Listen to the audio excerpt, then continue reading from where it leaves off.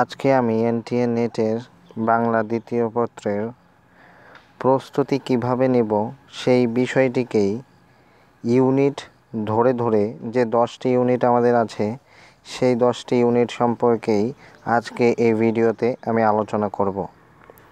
এর আগের অন্য একটি ভিডিওতে আমি এই বিষয়ে কিছু আলোচনা করেছিলাম, কিন্তু সেটাতে ইউনিট ধরে ধরে আলোচনা ছিল না। সমগ্র আলোচনাটি আমি একটি ভিডিওতে করেছিলাম।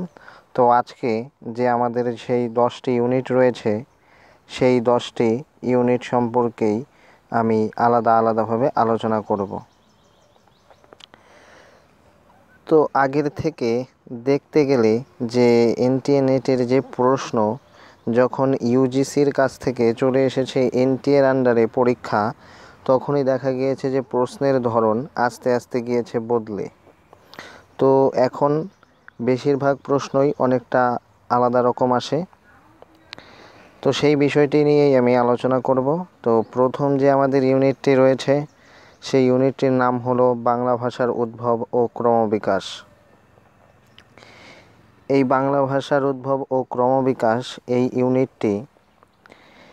ইউনিটটি থেকে আগে যেরকমভাবে প্রশ্ন আসতো এখনও প্রায় সেই একই রকমই প্রশ্ন আসে। তো এখানে আমি নোট দিয়ে লিখে রেখেছি এই ইউনিটটিকে কিভাবে প্রস্তুত করতে হবে। তো প্রথমে বই পড়ে নোট তৈরি করতে হবে এবং সেই নোট বারবার রিভাইজ করতে হবে।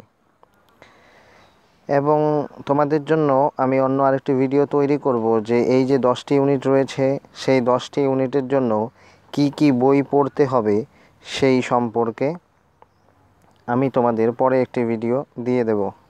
তো সেখানে একটি বই রয়েছে ডক্টর দিলীপ মজুমদারের। সেই বইটিতে ব্যাকরণের যে সমস্ত সন্ধি সমাস ওই সমস্ত বিষয়গুলো অনেক পরিমাণ রয়েছে। সেই বইটি থেকে এই বিষয়গুলো তোমরা প্র্যাকটিস করে নিতে পারবে। এবং এই ইউনিটে প্রথমে যে পুরনো সিলেবাস ছিল সেখানেও ভাষার সম্পর্কে ছিল অনেক কিছুই। তো সেই সমস্ত যে প্রশ্ন আগে এসেছিল সেই সমস্ত প্রশ্নগুলো তোমরা দেখে নেবে পুরনো প্রশ্নপত্র থেকে। এরপর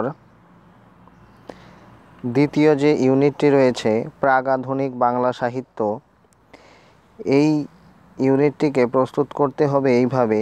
প্রথমে বিষয়গুলো পড়ে আগে সারসংক্ষেপ করে নিতে হবে এবং সেই বিষয়গুলোকে রিভাইজ দিতে হবে। সারসংক্ষেপ করার উদ্দেশ্য এই যে কম সময়ের মধ্যে যেন সমস্ত বিষয়টিকে রিভাইজ করা যায়। এবং বই থেকে নোট তৈরি করতে হবে, পুরনো সিলেবাসের প্রশ্নগুলো দেখতে হবে। আমি অনেকগুলো পুরনো সিলেবাসের প্রশ্নগুলো দেখেছি যেগুলো মধ্যযুগের নানান বিষয়ের উপর প্রশ্ন এসেছিল আগে। তো সেই প্রশ্নগুলো আমার কাছে অনেকটা ইম্পর্ট্যান্ট বলে মনে হয়েছে। তো এখানে সেরকম কঠিন প্রশ্ন আসছে না, অন্যগুলোতে যেরকম ক্রম সাজাতে বলছে।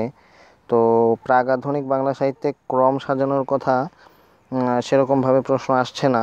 তো এই ইউনিটটিতে শুধু বিষয় সংক্ষেপ করে তারপর নোট নিজের মতো করে নোট তৈরি করে রিভাইজ দিলেই এই ইউনিটটি কমপ্লিট করা যাবে খুব সহজেই। এরপর কাব্য এবং কবিতা।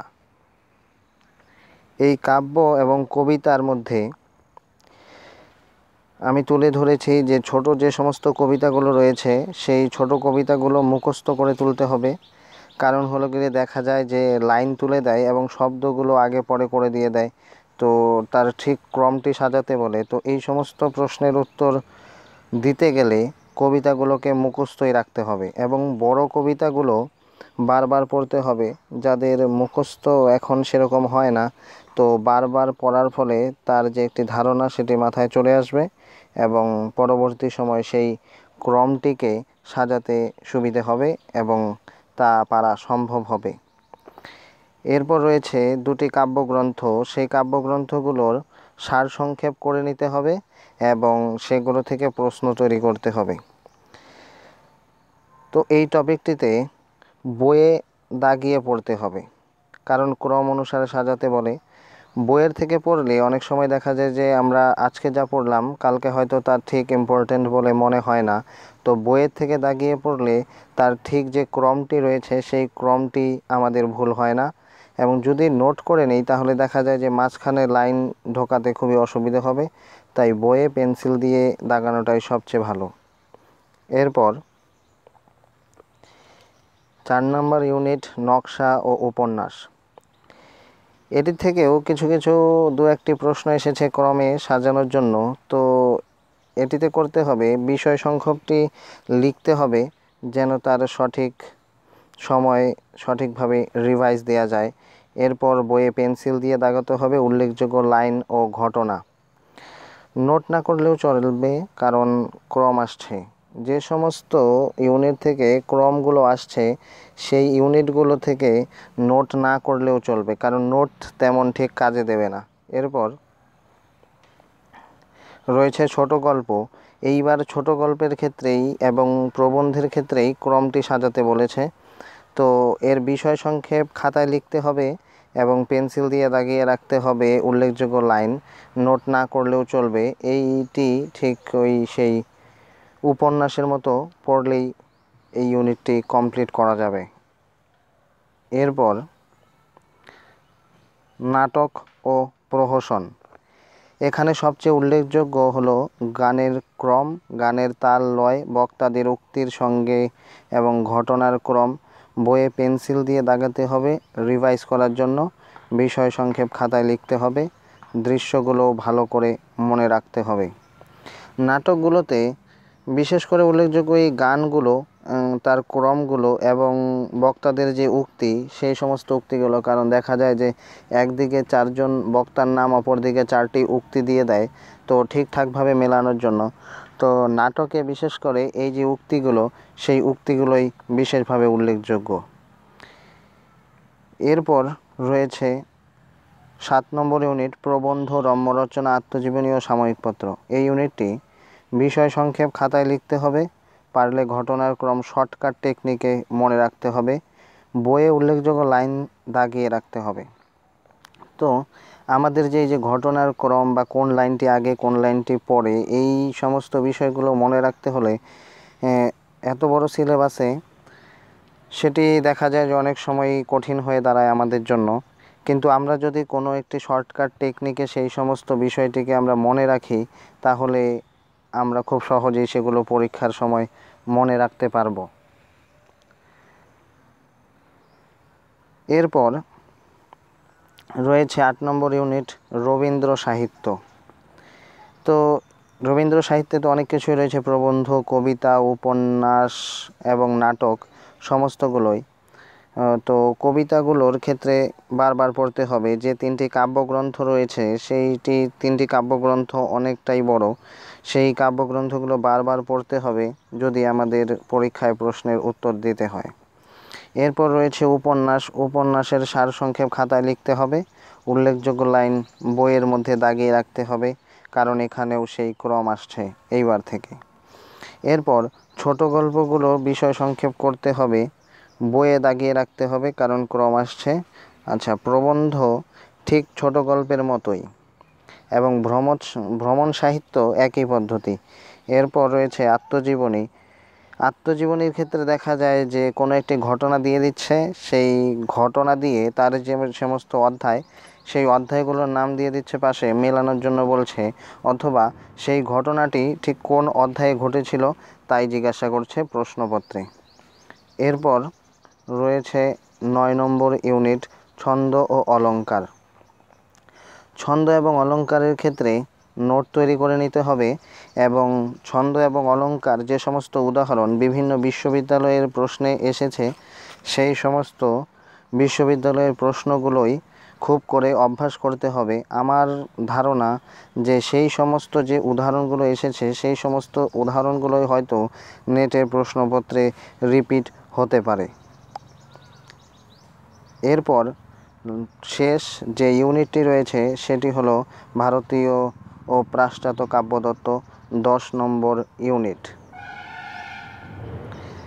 তো এই ইউনিটটিকে প্রস্তুত করতে হবে, বিষয় সংক্ষেপ করে পড়তে হবে এবং তার সঙ্গে নোট তৈরি করে সেই সমস্ত নোট পড়তে হবে। এখানে এখনও ক্রম আসেনি, আমার মনেও হয় না যে এই ইউনিট থেকে ঠিক ক্রম এসে সাজাতে বলবে, কারণ তেমন কোনো বিষয় নেই এখানে। এই সমস্ত যে সমস্ত বিষয়গুলো রয়েছে, উজ্জ্বল নীলমণি গ্রন্থ, তারপরে অ্যারিস্টটলের পোয়েটিক্স, কাব্যতত্ত্ব, এই সমস্ত বিষয় ঠিকঠাকভাবে পড়ে সেইগুলোর বিষয় সংক্ষেপ ঠিকঠাকভাবে করে এবং সেই বিষয় সংক্ষেপ পড়ে এবং যে সমস্ত প্রশ্ন তৈরি করা যায় বা আগেও যে সমস্ত প্রশ্ন এসেছিল সেইগুলো অভ্যাস করলেই এই ইউনিটটি খুব সহজেই প্রস্তুত করা যেতে পারে। তো আজকের এই ভিডিওতে এই 10টি ইউনিট সম্পর্কেই আমার বলার ছিল এবং এরপর রয়েছে আরসি। এইবার নেটে এবং এর আগের বার দেখা যাচ্ছে যে আরসি অর্থাৎ রিডিং কম্প্রিহেনশন এসেছিল। তো এটি কিভাবে প্রস্তুত করব এর জন্য আমি নোট করে রেখেছি। এর জন্য বিভিন্ন পত্রপত্রিকা পড়তে হবে এবং যেটা সবচেয়ে গুরুত্বপূর্ণ সেটা হলো নিজের মনকে শান্ত করতে হবে। পড়াতে মনোযোগ বাড়াতে হবে, যাকে এক কথায় বলা যায় মনকে একাগ্র করা। অর্থাৎ আরসি যে এই ইউনিটটি রিডিং কম্প্রিহেনশন, মনকে একাগ্রতা সহকারে যদি পড়াতে মনোযোগ না দেওয়া যায় তাহলে এই রিডিং কম্প্রিহেনশন থেকে প্রশ্ন পারা খুবই কঠিন। কিন্তু এই ইউনিটটি যেরকম কঠিন সেরকম খুব মনোযোগ সহকারে পড়লে এই ইউনিটটি থেকে প্রশ্নের উত্তর করা খুবই সহজ। তো আমার মনে হয় নেট বা অন্য কোনো বড় পরীক্ষা পাশ করতে গেলে আমাদের মনকে খুব শান্ত করতে হবে, মনের চঞ্চলতা দূর করতে হবে, তাহলেই এই সমস্ত পরীক্ষায় পাশ করা সম্ভব। আর এই যে পড়ার যে পদ্ধতি, এই পড়াটাকেও মনোযোগের ক্ষেত্রে মন চঞ্চল করা যাবে না। এরপর এই যে ভিডিওটি করলাম, এই ভিডিওটির যে সারসংক্ষেপ, এই সারসংক্ষেপটি এই শেষের এই স্লাইডটিতে আমি তুলে ধরেছি।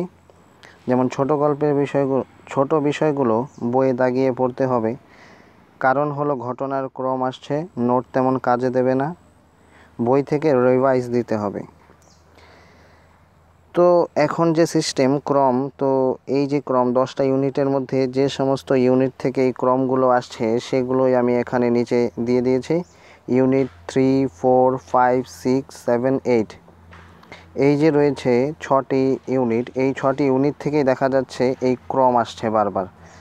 আমি হয়তো একটি কথা বারবার বলছি এই ক্রমের কথাটি, কিন্তু এবার প্রশ্নে যেরকমভাবে ক্রমটি এসেছে তো সেরকমভাবে সঠিক উত্তর দেওয়া খুবই কষ্টকর। তো মনকে খুব শান্ত করে এই সমস্ত ছোট ছোট ইউনিটগুলো যদি আমরা খুব মনোযোগ সহকারে পড়ি এবং সঙ্গে কোনো শর্টকাট টেকনিক আমরা তৈরি করে নিই, তাহলেই একমাত্র এই ইউনিটগুলো থেকে সঠিক উত্তর আমরা দিতে পারবো।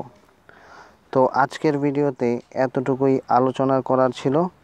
দেখা হবে পরবর্তী কোনো ভিডিওতে পরবর্তী কোনো বিষয় নিয়ে। আজকের জন্য এতটুকুই, ধন্যবাদ।